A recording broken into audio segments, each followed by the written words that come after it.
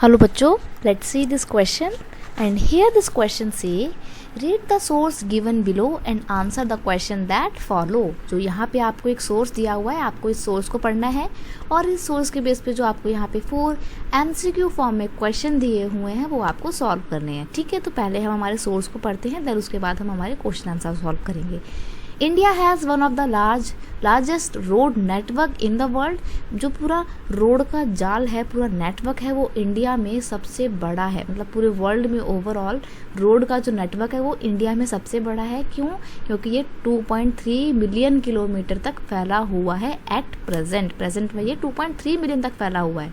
ठीक है, in India roadways have preceded railway. आज के टाइम पे इंडिया में रोडवेज जो है वो रेलवे को पीछा करते हुए आगे निकल गया है। ठीक है, they still have an edge over railway in view of ease with which they can be build and maintain.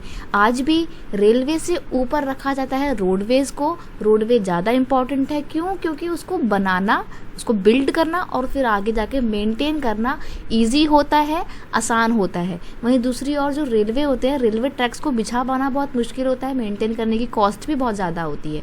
ठीक है, टाइम भी बहुत लगता है बनाने में।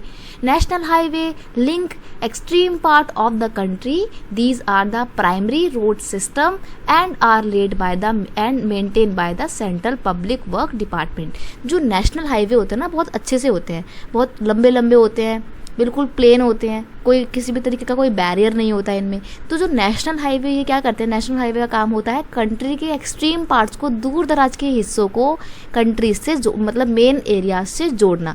तो ये काम किसका होता है? नेशनल हाईवे का होता है।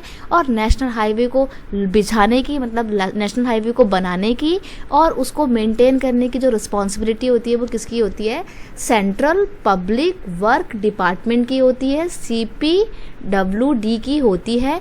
और ये CPWD जो है वो किसके अंडर में काम करता है? सेंट्रल गवर्नमेंट के अंडर में काम करता है। क्योंकि ये नेशनल हाईवे हैं, पूरे देश में फैले हुए हैं, तो पूरे देश में तो फिर काम सेंट्रल गवर्नमेंट ही करती है, तो ये इसलिए सेंट्रल गवर्नमेंट के अंडर में आता है। और यहाँ आपको याद रखना है सेंट्रल पब्लिक वर्क डिपार्टमेंट। ठीक है, road links a state capital with different district headquarter are known as state highway. जैसे नेशनल हाईवे होता है जो पूरे देश में फैला हुआ होता है, वैसे ही स्टेट हाईवे भी होते हैं जो सिर्फ पूरे एक पर्टिकुलर स्टेट में फैले हुए होते हैं। जैसे मान लीजिए कि यहाँ पर कोई स्टेट है, ठीक है, और इस स्टेट का जो कैपिटल है वो ये रहा, तो जो स्टेट की कैपिटल को अलग अलग स्टेट के जो हेडक्वार्टर्स हैं, डिस्ट्रिक्ट के हेडक्वार्टर से जोड़ने के लिए जो रोड बनाई जाएंगी ना बच्चे, स्टेट के अंदर ही अंदर पूरे स्टेट के अलग अलग डिस्ट्रिक्ट को या कैपिटल से जोड़ने के लिए, राजधानी से जोड़ने के लिए, उसको बोला जाता है स्टेट हाईवे। और स्टेट हाईवे को मेंटेन करने का काम किसका होता है? स्टेट पब्लिक वर्क डिपार्टमेंट, जिसको PWD कहा जाता है। आपने बहुत सी रोड में भी PWD लिखा हुआ देखा होगा। ठीक है, तो इसका मतलब वो स्टेट गवर्नमेंट के अंडर में आने वाली रोड है। ठीक है, और ये स्टेट में होती हैं और यूनियन टेरिटरीज में भी पाई जाती हैं। अब देखते हैं हमारे क्वेश्चंस को। पहला क्वेश्चन है how long the Indian road network is spread. India का जो पूरा रोड नेटवर्क है वो कितना एरिया में फैला हुआ है? तो यहाँ पे हमने देखा था ना 2.3 मिलियन तक फैला हुआ है। तो यहाँ पे ऑप्शन नंबर बी आपका बिल्कुल सही हो जाएगा, यानी कि फर्स्ट क्वेश्चन का हमारा आंसर है बी। ठीक है, नेक्स्ट है आपका why do the roadways in India have an edge over the railway. क्यों इंडिया के रोडवेज जो हैं वो रेलवे के ऊपर एक बढ़त हासिल किए हुए हैं? मतलब क्यों रोडवेज आगे हैं रेलवेज के कंपैरिजन में? तो मैंने आपको बताया था कि रोडवेज ज़्यादा आगे इसलिए हैं क्योंकि उनको बिल्ड करने की, बनाने की और मेंटेन करने की जो कॉस्ट होती है वो आसान होती है, प्लस वो ईजी भी होते हैं मेंटेन करने में, इसलिए इसको रेलवे के ऊपर माना जाता है। ठीक है, तो ऑप्शन है because roads are easy to build and maintain. तो यही आपका पहला ही आपका बिल्कुल सही आंसर है।